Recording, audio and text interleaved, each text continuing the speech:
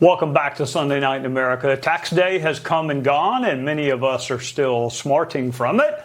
But it could have been worse, and it will be worse if the tax cuts are not extended. Jason Smith chairs the Critical Ways and Means Committee and joins us now. Welcome, Mr. Chairman. It's great to see you. Where do you think things stand in terms of reconciliation?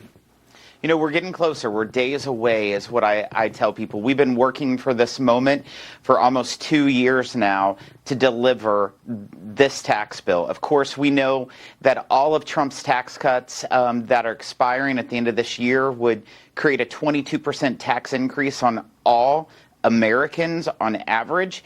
And we got to make sure it doesn't happen. And that's, in fact, what we're going to deliver, this one big, beautiful bill that provides tax cuts. It's going to deliver on President Trump's promises of no tax on tips, no tax on overtime, tax relief for seniors, tax incentives for products produced in the United States. It's what 77 million people asked for and voted for in this campaign, and we're going to deliver on it. You know, Chairman, that's how you get to be the chairman of Ways and Means, is you're smart. You anticipated my next question. We have the existing tax cuts, and then we have the new ones that the president talked about on the campaign trail. You mentioned tips, Social Security. They've also added anyone making under $150,000 as aspirational. So to a cynic like me, where will the revenue come from?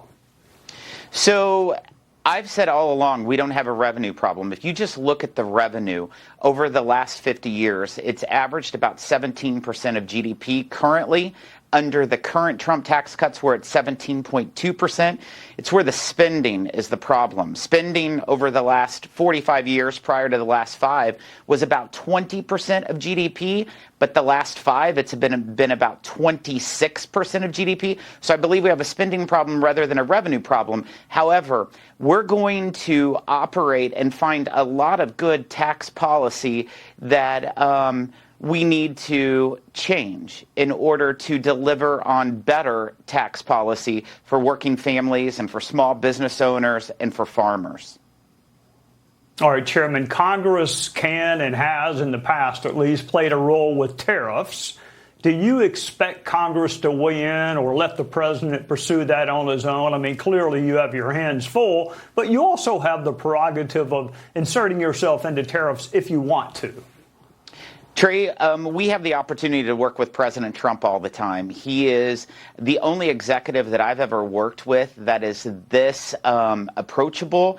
You can communicate with him very easily. You just pick up the phone or you send a text message and talk to him about anything within the Ways and Means Committee jurisdiction, whether it's trade, whether it's tax, Social Security, healthcare.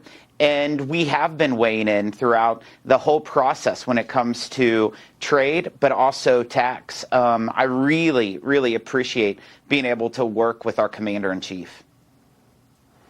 All right. Yesterday, I spent 5 hours with Lindsey Graham, although he spent most of that time, Chairman, in the woods looking for his golf ball. So I did not get a chance to ask him. I'll ask you. What are the sticking points between the House and the Senate in terms of getting this over the finish line? So the House is much more serious about cutting spending. You see that within the budget resolution instructions that we passed out of the House. We called for $1.5 trillion in spending cuts. The Senate version called for at minimum $4 billion. As you can see, Trey, that's a huge difference. Our debt and deficit hawks in the House really, really care about bringing down spending. I told you earlier about the spending problem we have versus a revenue problem.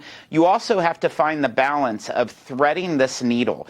There's members of Congress that want to repeal the entire IRA by the roots. There's others who want to use a scalpel approach. It's the same way with SALT. That's another major issue within the process. There's some members that does not even want a SALT cap, and there's others that doesn't even want a SALT deduction. So as you can see, it's threading the needle. We can't lose, but only a couple to pass this bill.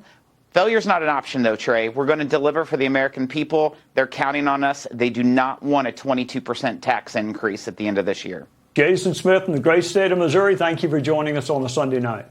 Great to be with you, Trey.